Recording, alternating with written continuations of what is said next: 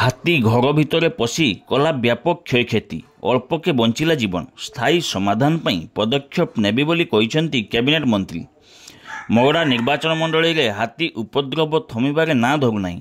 जनसाधारण हाथी उपद्रव अतिष्ठ हेलेनी। हाथी उपद्रव रोकिया पई पूर्व सरकार स्ट्रेंज खोलिबा सहित तारबाड़ करथिले, किंतु स्ट्रेंज खोलिबा सहित तारबाड़ करिबारे व्यापक अनियमितता होइथिबा बेले किछि स्थान रे स्थानीय लोके तारबाड़ चोरी कर नैथिबा मध्ये जणा पड़िछि। फल पड़ोशी पश्चिमबंग बारंबार हाथीपल ओडिशा को प्रवेश करी व्यापक धनजीवन क्षयक्षति करुछि। सेहीपरि शिमिलीपाल अभयारण्य आज को 8 वर्ष तले एक हाथीपल मगड़ा अंचल को प्रवेश करथिला, किंतु उक्त हाथीपल मगड़ा रासयनपुर सुलियापदा और बेतनटी अंचल रही व्यापक धनजीवन क्षयक्षति करुछि। एही अंचल किपरि समस्त शिमिलीपाल हाथी को पुणी शिमिलीपाल फेराजिबो से नहीं केही पदक्षेप न नेउथिबारु बारंबार हाथीपल आक्रमण में धनजीवन नष्ट होउछि। तेबे बारंबार नेता मंत्री और प्रशासन को जनसाधारण हाथी समस्यार स्थायी समाधान पाई कही थकी पड़िले, किंतु किसी समाधान हो पारा नहीं। तेबे जनसाधारण सरकार परिवर्तन करिसेंती एवं आशा रखिसेंती जे आम समस्यार समाधान हेबो।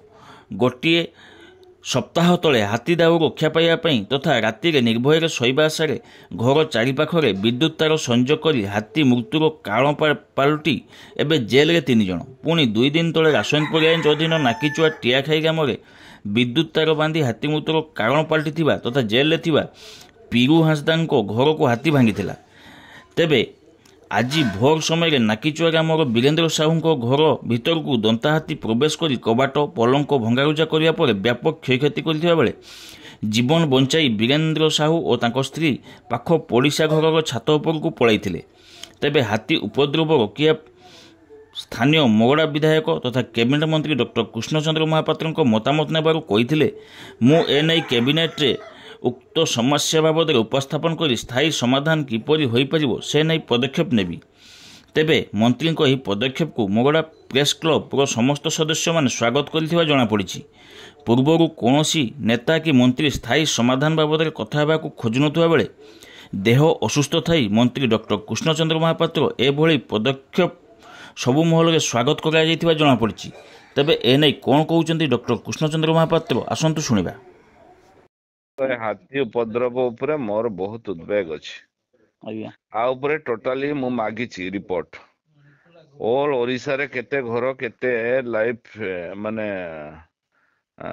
कैजुअलिटी हिची लाइफ कैजुअलिटी केते घर केते चाष आकु मागिछि मोरडा विधानसभा उपरे मागिछि।